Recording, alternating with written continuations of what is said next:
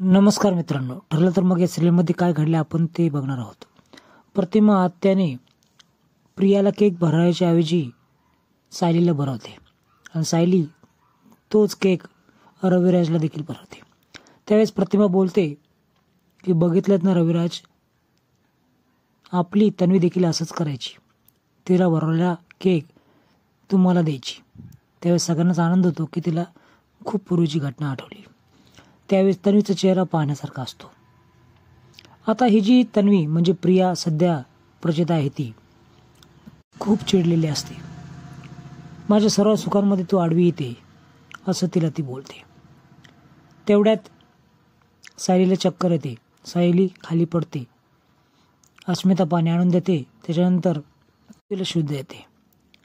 त्यावेळेस प्रताप बोलतो अश्विनला की तुझ्यातला डॉक्टर कुठं आहे, तिला चेक कर. त्यावेळेस शुद्ध आलेली सायली म्हणते नको, मला नेहमी असं होतं, काही काळजी करायची गरज नाही. अश्विन चिडून निघून जातो. पण निघण्याआधी प्रिया खूप सायलीला भांडते. सर्वांचं लक्ष तू तुझ्याकडे आकर्षित करण्यासाठी ही घटना केली आहेस. त्यावेळेस प्रताप रविराज तिथेच असतात. रविराज तिच्यावर ओरडतो. सायलीला सर्व आठवतंय, याचा तुला आनंद झाला नाही, पण सायली तुझ्या सुखामध्ये लुडबुड करते याचं मात्र दुःख तुला झालं. पूर्णाजी देखील तिला बोलते, असल्या मुलीवर विश्वास का ठेवायचा जी स्वतःच्या आईच्या गोळ्या चेंज करते. अश्विन बोलतो की नेहमी नेहमी तुम्ही हे उकरून का काढता. त्यावेळेस आपण बाहेर जाऊन वाढदिवस सेलिब्रेट करूयात आणि बाहेर जेवण करूयात असं तो बोलतो आणि ते दोघे निघून जातात. आता हिला सारखं सारखं आठवत आहे, जुन्या गोष्टी देखील आठवत आहेत.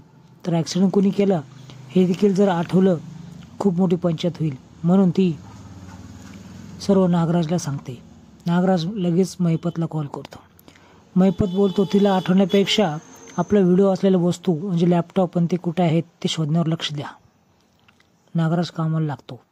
इकडे अर्जुन आणि सायली यांच्यामध्ये पुन्हा वाद होतात. तर तिचा राग घालवण्यासाठी तो मैना काकूंची साडी तिला अंगावर टाकायला देतो, कारण ऊब किंवा वॉर्मनेस मिळावा म्हणून. पण ही साडी आणायच्या वेळेस त्याला खाली चक्क लाडू चोरताना मैनाबाई दिसते. त्याला आश्चर्य वाटतं. मैनाबाई बोलते की पित्त खूप उभारतं म्हणून मी काहीतरी खावं लागतं असं सांगते. आता आईबाबांविषयी खरं खोटं बघण्यासाठी ती तिच्या आईच्या खोलीमध्ये जाते सायली आणि तिला चाव्या मिळतात.